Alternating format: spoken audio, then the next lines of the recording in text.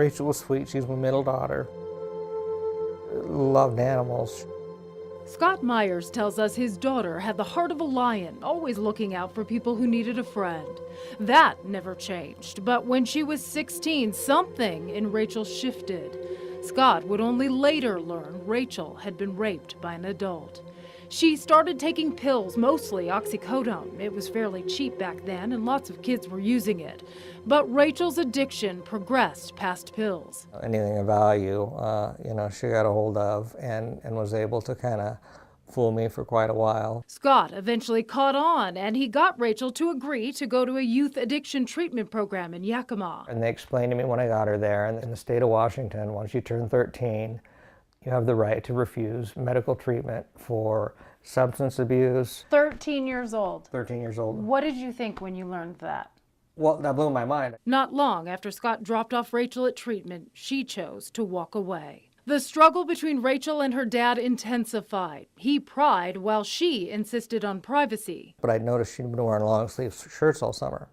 And so I said, yeah, stop. I said, this is going to upset you. I said, but I want you to stop for a second. I said, I want you to roll up your shirt sleeve. Then she did, and there's a few marks, and she said, well, that's not. And I go, Rachel, those are tracks marks. Rachel admitted she was using heroin. It snatched her quickly and deeply, pulling her into a frighteningly nasty world. Scott even snapped these troubling photos. His daughter passed out, surrounded by drugs. But I would come home, and there'd be fire trucks, ambulance, stretcher out there, and then go down in her room, and she'd be slumped over with drug paraphernalia around her. Needles, heroin. He even tried getting police to arrest her.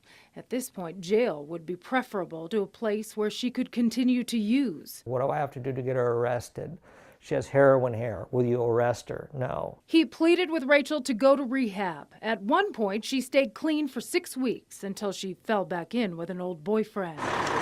On March 30th of last year, Scott got a phone call from a paramedic in the middle of the night. We've been working on your daughter for like 40 minutes, and they didn't say, and so I was waiting for her, and she's okay. This time, they could not bring her back. Scott rushed to Rachel's grandmother's house, where he found his little girl. Her Nana was holding her hand, and her sister was running her hands through her hair, and she was still warm. And so I said, I want to give her a kiss. And so I lifted up the thing to give her a kiss, and her eyes were still open. And that's got to be one of the most haunting things. Scott keeps Rachel's room just as she left it. He's just not ready to let go of this space. Nor is he able to let go of the troubling fact he couldn't get Rachel as a child into rehab. I'm completely shattered. I took a leave of absence that day, and I haven't gone back to work. His work now is turning his pain into a passion he calls Rachel's Law. The proposed legislation would grant parents the authority to commit their children under the age of 18 into rehab for 14 days. Maybe, it would have kept her off the street long enough.